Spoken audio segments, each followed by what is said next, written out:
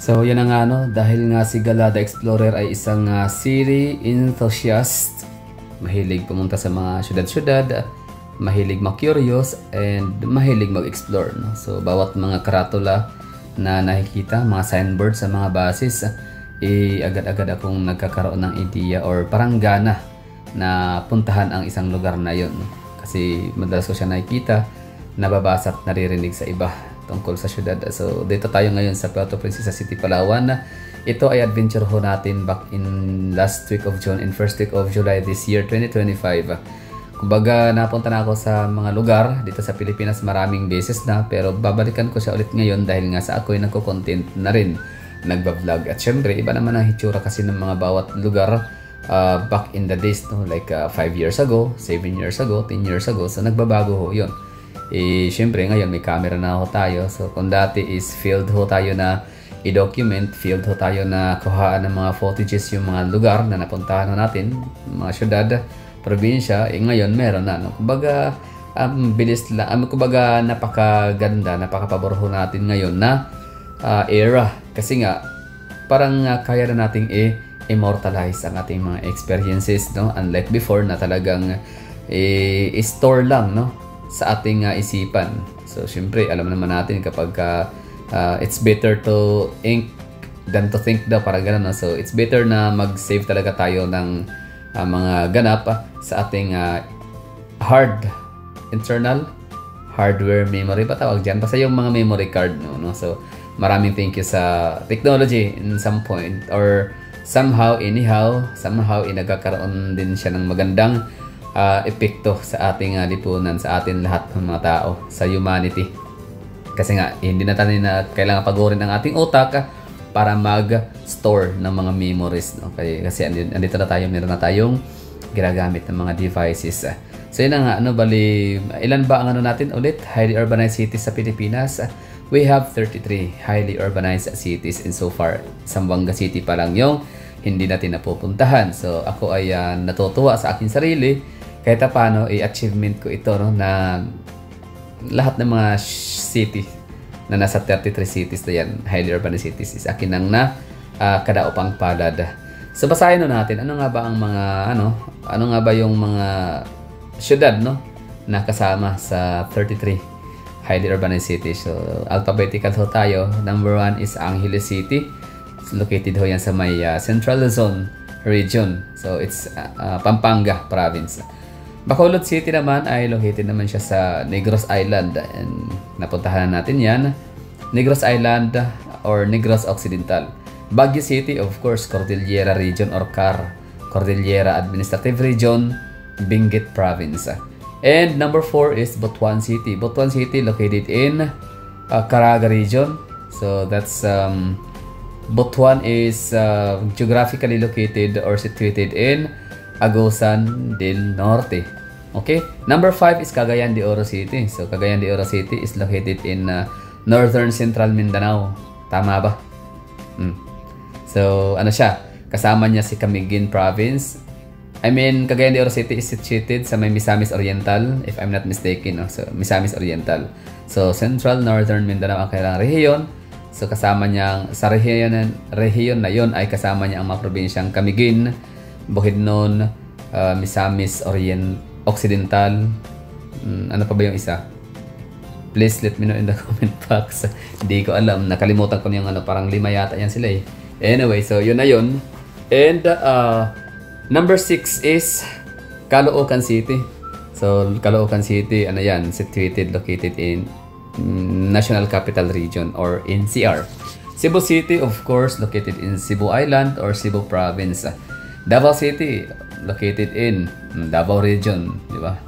So Davao Provinces, Region 11. Mindanao. And number 9, General Santos City. General Santos City is situated geographically in the province of Sarangani, South Cotabato. Basta siya, Soxargen Region. Soxargen Region means South Cotabato, Sultan Kudarat, Sarangani, and General Santos. Tama ba? Okay. Caloocan City, Davao City, okay, Jensen. Iligan City is number 10. Kasi tayo alphabetical order. Iligan City is situated in Lanao del Norte. Saan ba sakop ang Lanao del Norte? Tama, no? Sa may ano din siya, no? Misamis Oriental, Misamis Occidental, Lanao del Norte. Yun, no? So parang pasok siya sa northern Mindanao.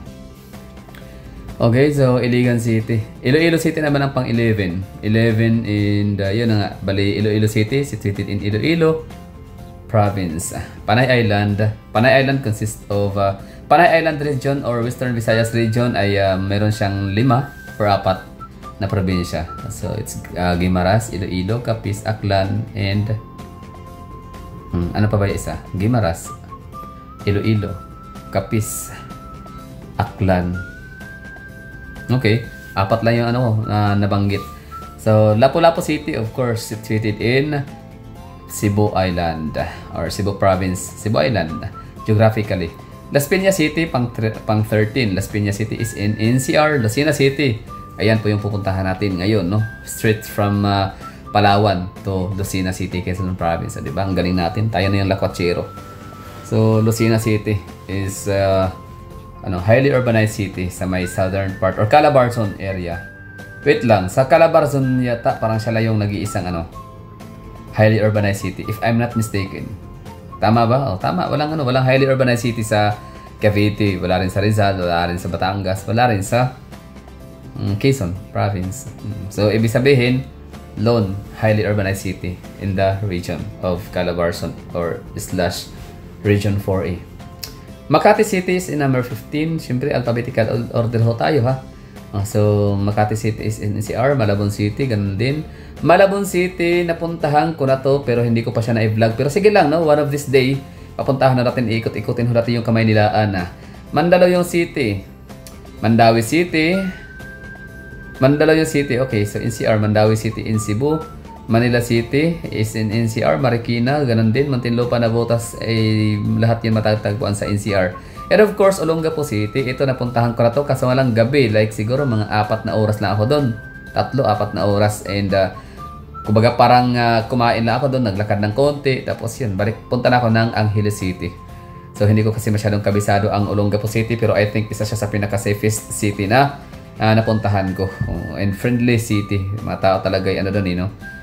Very responsive. Ibig sabihin, pag nagtatanong ka, hindi ka talaga nila pwedeng iligaw. Talagang nagbibigay sila ng mga tamang guide. Okay, Olongapo City. So, Olongapo City is located in, di ko alam kung siya abay parte ng Central Luzon. Not sure. So, Olongapo City is part of Zambales Province. Tama? Zambales, Bataan, ano pa? Pampanga, Bulacan, Nueva Ecija. Yan ba yung parte ng medyo ko na masyadong kabisado yung bandang norte. So, or yun na nga, upper part of Luzon. Or northern part of Luzon. So, hindi ko na masyadong kabisado. Sa Olongapo City, napuntahan ko na to. Pero syempre, babalikan ko pa siya kasi hindi ko siya talaga na-explore. Daylight dapat, no? Para mas mas makita natin yung other side of the city. Parañaque City, of course, in Manila. Pasay City, Metro Manila. Pasig City, of course, Puerto Princesa. Dito tayo ngayon, no? Dyan tayo nanggaling. Quezon City, of course, San Juan is yung dalawang yan is NCR pa rin. Actually, lahat ng 14 cities sa Metro Manila ay highly urbanized city. Tapos meron isang municipality, that's Patiros. Tacloban City, of course, napuntahan rin natin yan sa may Eastern Visayas region, Leyte Island. And Taguig City, Valenzuela. So yan, NCR ulit. And of course, the last but not the least, Zamboanga City. So yun po yung mga napuntahan nating mga syudad. So yun, parte ng aking buhay ngayon is yan nga, maggagala, maglalakwatsa, mag-i-enjoy. Ibig ko sabihin, magpapahinga mula sa napaka-tiring work, and at the same time, yan, co-content na rin, no? So gumagastos man tayo sa ganitong mga klase ng content, at least bumabawi rin naman tayo sa earnings tsaka sa revenue. And of course, ang hindi walang kapantay, walang kapalit na salapi yung ating experience. So yun lang, ako'y natutuwa at nagagalak na naisama ko kayo sa aking mga gala, sa aking mga biyahe, aking mga lipad-lipad at kung ano pang mga event sa aking mga videos.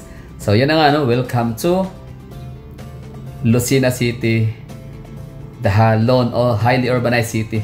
Nag-iisang highly urbanized city sa rehiyon ng Calabarzon o Region 4A.